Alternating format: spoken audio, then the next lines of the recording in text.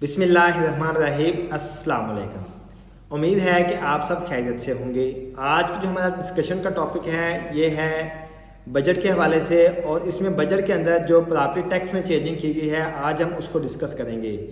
कि प्रॉपर्टी के अंदर कौन कौन सा टैक्स है जिसको कम किया गया है, कौन सा टैक्स है जो कि कांस्टेंट है, और कौन सा टैक्स है जिसको बढ़ाया गया है। ये तमाम चीज़ें जो है वो हम आज के डिस्कशन का जो टॉपिक है इसके अंदर हम देखेंगे। तो इससे पहले मैं अपने टॉपिक की तरफ चलूँ, अपने लेक्चर को प्रॉपर स्टार्ट कर दूँ। आपने अगर अभी तक मेरा चैनल सब्सक्राइब नहीं किया,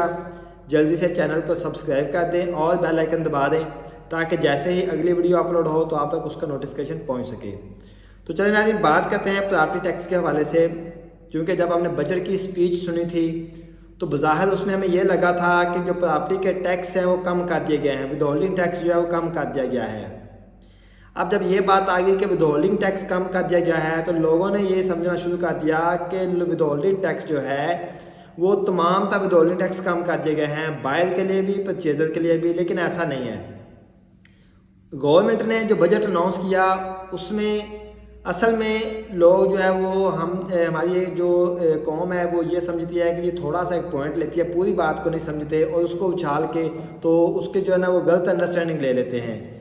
असल में जो प्रॉपर्टी के रेट कम हुए हैं, जो प्रॉपर्टी के टैक्स कम हुए हैं वो एक साइड को देखते हुए किया गया है कम, लेकिन दूसरी साइड को जो अगर देखा जाए उसमें प्रॉपर्टी के जो रेट हैं, जो टैक्स हैं, उनको बढ़ा दिया गया है। यानी कि अगर मैं बात करूं प्रॉपर्टी की परचेज़ के ऊपर और प्रॉपर्टी की सेल के ऊपर, दोनों के ऊपर अगर मैं बात करूं डिफरेंट, तो दोनों में एक में जो टैक्स है उसको कम किया गया है, दूसरे में टैक्स को बढ़ाया गया है। अब हम सबसे पहले तो बात करते हैं जो टैक्स कम किया गया है वो कहाँ पे कम किया गया है। सेक्शन 236 के 236 के सेक्शन इनकम टैक्स ऑर्डिनेंस का सेक्शन 236 के है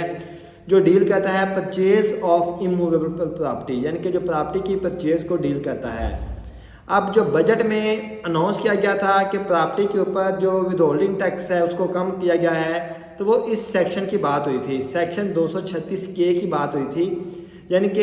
अगर कोई पर्सन प्रॉपर्टी परचेज करता है तो उसके लिए 1 जुलाई के बाद जो टैक्स के रेट लगेंगे वो जो बजट में अनाउंस किए गए थे, कम रेट या रिड्यूस रेट की दिए गए थे,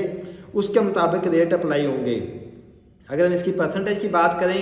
तो प्रॉपर्टी की जो परचेज है उसमें अगर आप मैं ये बताऊं कि टैक्स कितने कितने लगे हैं, तो उसमें यह है कि अगर आप प्रॉपर्टी को परचेज करें और आप फाइलर हैं तो पहले जो पुराना बजट था उसके मुताबिक ये था कि आपको 3% टैक्स पे करना पड़ता था, लेकिन अब आपको 1.5% टैक्स पे करना पड़ेगा डीसी रेट के मुताबिक, एफबीआर या फिर डीसी रेट के मुताबिक। जो मार्केट रेट है उसके मुताबिक नहीं, आपको प्रॉपर्टी की वैल्यू जो है डीसी रेट के मुताबिक जो वैल्यू है उसका 1.5% टैक्स पे करना पड़ेगा, यानी कि इसमें 1.5% की कमी की गई है। इसी तरह अगर आप लेट फाइलर हैं, आपने अपनी टैक्स की रिटर्न लेट फाइल की हुई है और आप एफबीआई के रिकॉर्ड में लेट फाइलर हैं और आप कोई प्रॉपर्टी परचेज कर रहे हैं तो आपको 6% के बजाय 4.5% टैक्स पे करना पड़ेगा, यानी कि इसमें भी 1.5% की कमी की गई है। और फिर इसी तरह अगर आप नॉन फाइलर हैं, आपने अपनी किसी किस्म की कोई टैक्स की रिटर्न फाइल नहीं की, आप एफबीआई में फाइलर नहीं हैं, तो आपको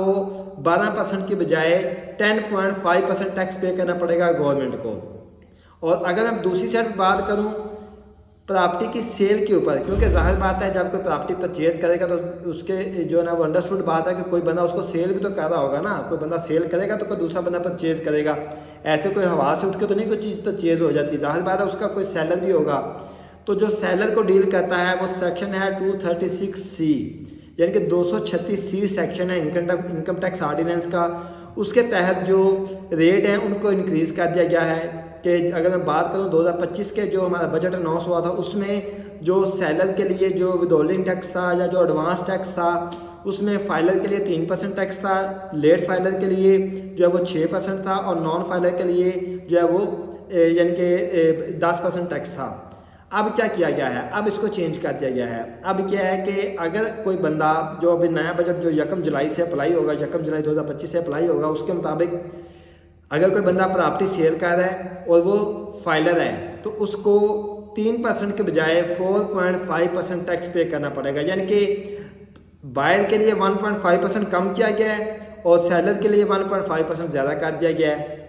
और फिर इसी तरह अगर कोई बंदा प्रॉपर्टी सेल कर रहा है और वो लेट फाइलर है, उसने अपनी टैक्स की फाइलिंग लेट की है, वो FBI के रिकॉर्ड में लेट फाइलर कंसिडर हो रहा है, तो उसको 6% के बजाय 7.5% टैक्स पे करना पड़ेगा गवर्नमेंट को। और इसी तरह अगर कोई बंदा अपनी प्रॉपर्टी सेल कर रहा है और वो नॉन फाइलर है, उसने अपने टैक्स की फाइलिंग नहीं की, वो FBI के रिकॉर्ड में नॉन फाइलर है, तो वो 10% के बजाय 11.5% गवर्नमेंट को टैक्स पे करेगा। ये मैं विदहोल्डिंग या एडवांस टैक्स की बात कर रहा हूँ। इसमें अभी जो फेडरल एक्साइज ड्यूटी या जो TMA टैक्स होता है या फिर जो स्टाम्प ड्यूटी होती है, वो तमाम चीज़ें भी लहदा से हैं। ये ट्रांजैक्शन टैक्स होता है और ये आपके जो अप्लाई होता है, ये प्रॉपर्टी की DC वैल्यू या फिर FBI वैल्यू के मुताबिक अप्लाई होता है। यानी कि अगर मैं ओवरऑल बात करूं तो प्रॉपर्टी के अंदर किसी किस्म का कोई चेंज नहीं आने वाला, क्योंकि